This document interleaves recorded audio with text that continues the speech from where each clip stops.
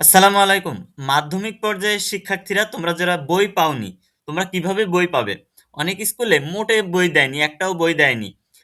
কোনো শ্রেণীতে একটাও বই দেয়নি। এখন তারা কিভাবে প্রস্তুতি নিবে? বছরের শুরু থেকেই তো তাদেরও মনে একটু আশা জাগে যে নতুন বই পড়বো। তবে নতুন বই সবার কপালে একেবারে ১ম থেকে জোটে না।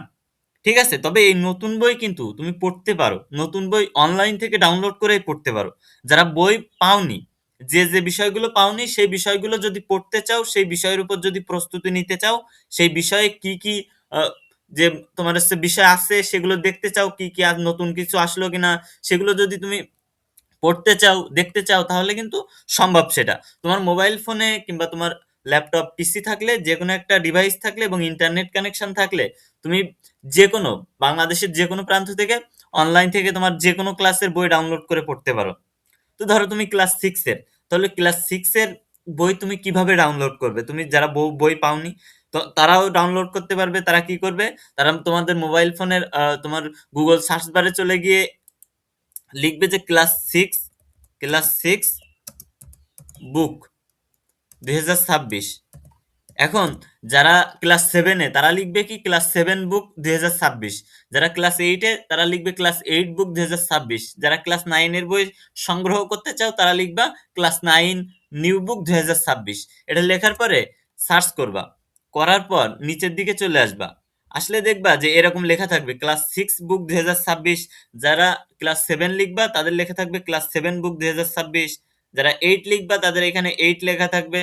যারা 9 লিখবা তাদের এখানে 9 লেখা থাকবে। তো এর উপরে ক্লিক করবা।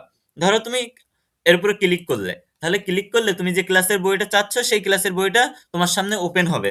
দেখো ৬ষ্ঠ শ্রেণীর বই। আর যদি ৭ম শ্রেণীতে সার্চ দিতে তাহলে এই দেখো ৭ম শ্রেণীর বই।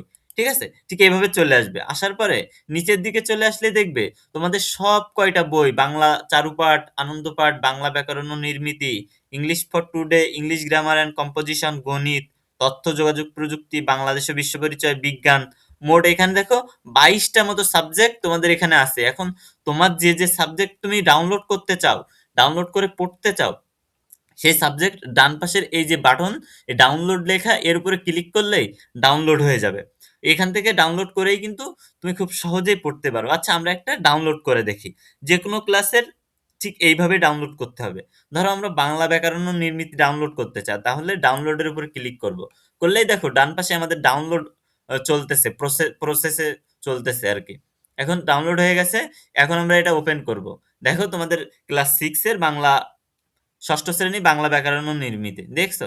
এই হচ্ছে এইভাবেই কিন্তু তুমি খুব সহজে তোমার মোবাইল ফোন অথবা পিসি, ল্যাপটপ যা থাকুক না কেন, নেট কানেকশন থাকলে তুমি সেই বই তোমার মোবাইল ফোন অথবা পিসি, ল্যাপটপে তুমি হচ্ছে ডাউনলোড করে অনলাইন থেকে ডাউনলোড করে পড়তে পারো।